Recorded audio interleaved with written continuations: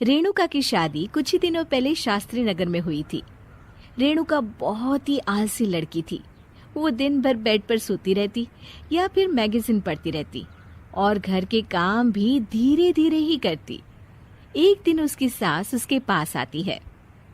बहू, आज बेसन का चिला बना दे, बड़ा मन कर रहा है। हाँ मम्मी जी, बनाती हूँ थोड़ी देर में। थोड़ी देर में? अरे थोड़ी देर में तो रात के खाने का वक्त हो जाएगा बहू। अच्छा मम्मी जी, तो फिर आप रात का खाना ही खा लीजिएगा ना। हे भगवान, कैसी आलसी बहू मिली है मुझे, हर काम को बस टालती ही रहती है। रेणुका दिन भर बस आलस पना ही करती रहती। एक बार रात के खाने पर सब बैठे हैं तो रेणुका का पति कहता है, अरे ये क्या, आज फिर से करेला? रेणुका, हफ्ते में तीसरी बार ऐसा हुआ है कि करेला बन रहा है। कुछ भी बना लिया करो। अरे इतनी सारी सब्जी मिलती है मार्केट में। हाँ, पर अब कौन मार्केट जाए और सब्जी लेकर आए, इसीलिए जो था घर पर वही बना दिया। बहू, फ्रिज खोल कर देखती तो पता चलता कि सारी सब्जियां रखी होती है, पर तुम्हारा आलसपन खत्म हो तो तुम्हारी नजर जाए ना। विशाल कमरे में आकर रेणुका से पूछता है, रेणुका, मैंने कहा था तुमसे कि मेरे लिए रुमाल ले आना।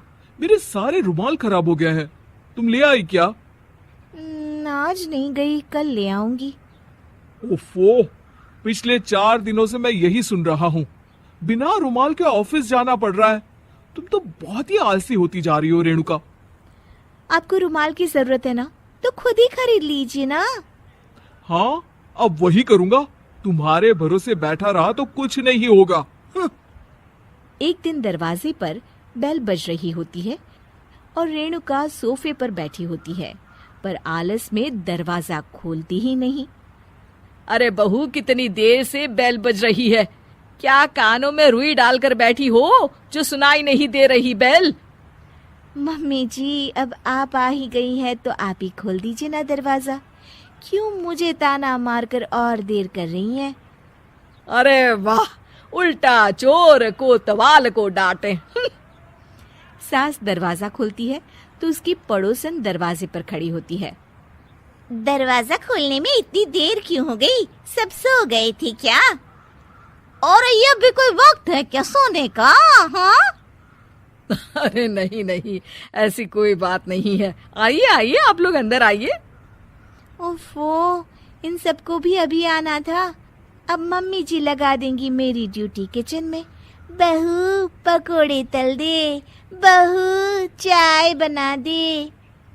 अरे बहू, सो गई क्या? कब से आवाज दे रही हूँ। जा चाय बना कर लिया। हाँ मम्मी जी, अभी जाती हूँ थोड़ी देर में। सास रेणुका को आंख दिखाती है। मतलब थोड़ी ही देर लगेगी चाय बनाने में, अभी ले आती हूँ, बस झटपट। रेणुका रसोई में जाती है और इसी आलसीपन में वो चीनी की जगह नमक डाल देती है। जैसे ही सब चाय का घूंट भरते हैं, चाय थूक देते हैं। थू थू थू थू, ये कैसी चाय बनाई है तूने रेणुका? इसमें तो सारा नमक भरा है। हाँ, और ये पकोड़े, इसमें इतनी मिर्च है कि मेरी तो हालत ही खराब हो गई खाकर। और रेणु जी, आपकी खातिरदारी में पहले तो कभी कोई कमी नहीं रहती थी, पर जब से आपकी ये बहू आई है ना, मामला कुछ गड़बड़ा सा गया है।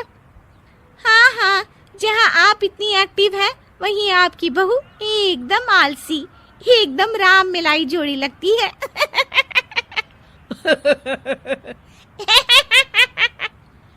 अच्छा जी, चलते हैं अब।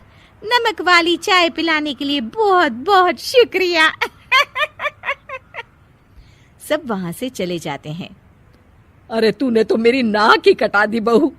वे लोग क्या सोच रहे होंगे मेरे बारे में?